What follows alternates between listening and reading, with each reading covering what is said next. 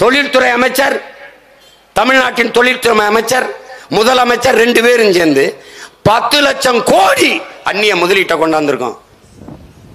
அதை வச்சு 31 லட்சம் பேருக்கு வேலை வாய்ப்பை கொடுத்துருக்கோம்னு நீங்க 2 பேரும் பேசிட்டே இருக்கிறீங்க. இப்ப நான் இதே தகவல் அறிவு உரிமை சட்டத்துக்கு கேட்டிருக்கேன். உண்மையிலே 10 லட்சம் கோடி உள்ள வந்திருக்கா? அதுல 31 லட்சம் பேருக்கு வேலை வாய்ப்பு கொடுத்துருக்கலான்னு இல்லைன்னு சொல்லிடுச்சு. அடுத்த நாள் உங்க மேல வழக்கு போடுவேன். வந்து சொல்லு, ஏன் போய் சொன்ன?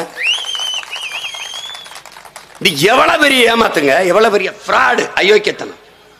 தகவல் அறிவு சட்டம் சொல்லிடுச்சு 14 வீட்டுக்காட்டுக்கு மேல படையாச்சி அணிவிக்கிறது. நீ உண்மை பேசுற, எங்க ஐயா போய் பேசுறாரு. அப்படித்தானே? அப்படித்தானே? ஏமாற்று. அருந்ததிய மக்களுக்கு உள்ஒதுக்கீடு. உள்ஒதுக்கீடு அவர் எங்க அண்ணன் அதியமான் ஆதித்தமிழர் இயக்கத்தினுடைய தலைவராக இருக்கிறாரு. அவர் இந்த அருந்ததிய சமூகத்தில் ஒரு தலைவர். அவர் சொல்றாரு பாருங்க, நாங்கள் தனி ஒதுக்கீடு தான் கேட்டோம், தனி இட ஒதுக்கீடு தான் கேட்டோம், உள் ஒதுக்கீடு கேட்கல.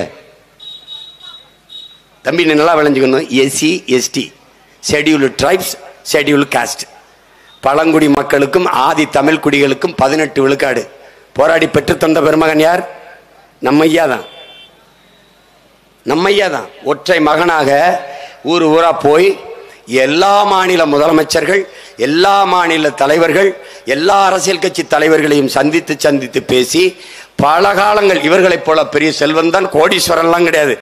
ஒரு ஜிப்பா, ஒரு கருப்பு துண்டு, ஒரு செருப்பை போட்டுக்கிட்டு போய் பேசி பேசி பேசி குடியரசுத் தலைவர் எல்லாத்தையும் பேசி அன்னைக்கு பிரதமராக வந்த ஐயா விபி சிங்கால் நிறைவேற்றப்பட்டது 69% மண்டல கமிஷன். மண்டல் தலைமையிலே ஒரு கமிஷன், ஒரு குழு அமைக்கப்பட்டதே ஆனமுத்து என்கிற மகத்தான பெருமகனின் போராட்டத்திற்கு கிடைத்த வெற்றி. அதில் பெற்ற உரிமை 18 விழுக்காடு தேவேந்திரர், பறையர், இவர்கள் எல்லாருக்கும், பழங்குடி மக்களான குறவர், ஒட்டர் எல்லாருக்கும், போயர் எல்லாருக்கும் சேர்த்து இந்த 18 விழுக்காட்டிலே 3 விழுக்காடு அருந்ததியர் சமூகத்திற்கு எடுத்து கொடுத்தவர் ஐயா கருணாநிதி. அவர்கள் கேட்டது தனி இட ஒதுக்கீடு, நீங்கள் கொடுத்தது எங்களுக்குள் இருந்து உள் ஒதுக்கீடு. தம்பி தங்கைகளே, நானே நெளிஞ்ச தட்டில் 5-6 பருக்கைகளை போட்டு சாப்பிட்டு கொண்டிருக்கிறேன். எனக்கே இது பத்தலை. இதுல 2 எடுத்து இன்னொருத்தனுக்கு கொடுத்து விடுவது எந்த வழியில் நியாயம்? பக்கத்தில் ஒருத்தன் சட்டி சட்டியா ஆக்கி பிரியாணி தின்று இருக்கும்போது நான் இத்தனீண்டு ஒரு வேளை கஞ்சி நெளிஞ்ச தட்டில் போட்டு குடிச்சுக்கிட்டு இருக்கிறத எடுத்து இன்னொருத்தனுக்கு கொடுப்பதை எப்படி நீங்கள் சரியான பங்கீடாக பார்க்குறீங்க? எப்படி பார்க்குறீங்க? எங்கிருந்து கொடுக்குது? இங்கிருந்து தான் கொடுக்கணும்னா, இப்ப பொருளாதார அடிப்படையில் பின்தங்கிய மக்களுக்கு 10 விழுக்காட்டை எங்கிருந்து எடுத்து கொடுக்கிறீர்களோ அங்கிருந்து தான் அருந்ததிய மக்களுக்கு நீங்க 3 விழுக்காடு இல்ல 15 விழுக்காடு வேணாலும் நீங்க அங்கிருந்தான் கொடுத்துருக்கணும். ஏன் கொடுக்கல? இந்தியா முழுமைக்கும் உள்ஒதுக்கீட்டுக்கு எதிரான போராட்டம், இந்தியா முழுமைக்கும் இடஒதுக்கீட்டுக்கு ஆதரவான நிலைப்பாடு போராட்டம். அருந்ததிய சொந்தங்களுக்கு நீங்கள் 3 கொடுங்கள், 6 கொடுங்கள், 10 கொடுங்கள், அவர்களுக்கான இடஒதுக்கீட்டை ஏற்கிறோம், இட பங்கீட்டை ஏற்கிறோம். அவர்கள் உரிமைக்காக நாங்கள் உயிரை கொடுத்தேனும் போராடி பெற்றுக் கொடுக்க அவர்கள் உடன் நிற்கிறோம். ஆனால் எங்களுக்குள் இருந்து எடுத்துக் கொடுப்பதை ஏற்க முடியாது. ஏனென்றால் நாங்களே பாதிக்கப்பட்டவர்கள். நீங்கள் அப்படி கொடுத்த நீங்கள் காலங்காலமாக ஒடுக்கப்பட்டு தாழ்த்தப்பட்டு வீழ்த்தப்பட்டிருக்க மக்களுக்கான உரிமையை கொடுக்க நினைத்த நீங்கள் பிசி எம்பிசி கோட்டாவில் இருந்து கொடுத்திருக்க முடியுமா?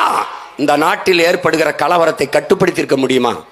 கொடுத்திருந்தால் நீங்கள் மறுபடியும் ஆட்சி அதிகாரத்திற்கு வந்திருக்க முடியுமா? தாழ்த்தப்பட்டவன், ஒடுக்கப்பட்டவன், அரசியல் வலிமையற்றவன், அதிகார வலிமையற்றவன், தனக்கென்று பேச குரலற்றவன் என்பதனாலேயே படக்கென்று எழுத்து கொடுத்து விட்டீர்கள். என்ன மனச்சான்று உள்ளவர்கள் சிந்தித்து பாருங்கள். இட ஒதுக்கீடு தான் அண்ணனே சொல்லியிருக்காரு. இந்த பாருங்க, இட ஒதுக்கீடு தான் நாங்கள் கேட்டோம். ஆனால் ஐயா கருணாநிதி தான் உள்ஒதுக்கீடு கொடுத்தார். பின்னாடி அவர் சொல்றாரு, ஐயா கருணாநிதி அவர்கள் உடல் நலிவுற்று நலமில்லாமல் போய் மருத்துவமனையில் படுத்து விட்ட பிறகு ஸ்டாலின் அவர்கள் தான் சட்ட முன்வரவை சட்டசபைக்குள் கொண்டு வந்தார், எதிர்ப்பில்லாமல் சட்டம் நிறைவேறியது என்று.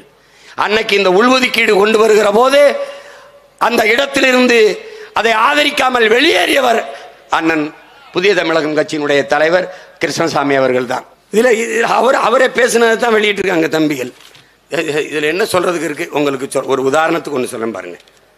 வணக்கங்கிறார். இங்க பாருங்க, இந்த பாருங்க, யூனிவர்சிட்டி ஆஃப் மெட்ராஸ் சென்னை, அதுல வாய்ப்பு பாருங்க, 2010 92 வாய்ப்பு ப்ரொஃபஸருக்கு. அது பாருங்க, இந்த வேலை வாய்ப்பில் அதில் 20 எஸ்சி ஏ, அதாவது எஸ்சியில் அருந்ததியருக்கு 20 இடம், எஸ்சி பறையர் தேவேந்திரருக்கு ஒன்றுமில்ல முட்டை. இந்த பாருங்க இருக்கு பாருங்க தம்பி, இதில் நான் வாய் கணக்காக சொன்னால் நம்ப மாட்டேன், எடுத்துட்டு வந்திருக்கேன். இந்த ஸ்டாலின் மாதிரி பார்த்து படிக்கிறேன்னு நினச்சிக்கிறாத, இதை நான் பார்த்து படித்தாதான் நீ நம்புவேன். இங்கே இரு. அதுக்கப்புறம் மதுரை காமராஜ் யூனிவர்சிட்டி மதுரை, நல்லா கவனிச்சுக்க, அது 2010, 7/10, 2010, 25 இடம், அதில் 6 இடம் அருந்ததி இருக்கு. ஒரு முட்டை பறையருக்கு தேவேந்திரருக்கு குறவருக்கு எல்லாம் பார்த்துக்க நீ. மற்றவனுக்கு இதில் என்னன்னா 18 விழுக்காட்டில் 3 விழுக்காடு அவங்களுக்கு போயிடுது, மீதி 15 விழுக்காடு தான் நமக்கு. அந்த 15 விழுக்காடை வைத்திருந்தும் நீ முட்டை தான். அந்த முட்டையை கூட பொறிச்சு சாப்பிடலாம், இதை ஒன்றும் பிடுங்க முடியாது. ஒன்றும் புரியுதா?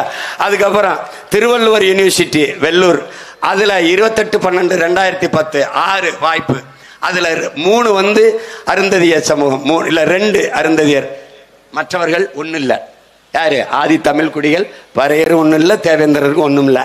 அதுக்கு பாரதிதாசன் யூனிவர்சிட்டி திருச்சி, அது 2010 10 12 இடம் பாரதிதாசன் யூனிவர்சிட்டியில், அதில் 3 அருந்ததியர், நமக்கு மற்றவர்களுக்கு பறையர் தேவேந்திரர் முட்டை. அதே மாதிரி மதுரை காமராஜ் யூனிவர்சிட்டி மதுரை 2010 15 இடம், அதில் 2 அருந்ததியர். இப்படி எல்லாமே 3 விழுக்காடை வைத்திருக்கிற அவர்கள் பெற்ற இடத்தை இந்த ஆதி தமிழ் குடிகள் பறையர் தேவேந்திரர் பெறல.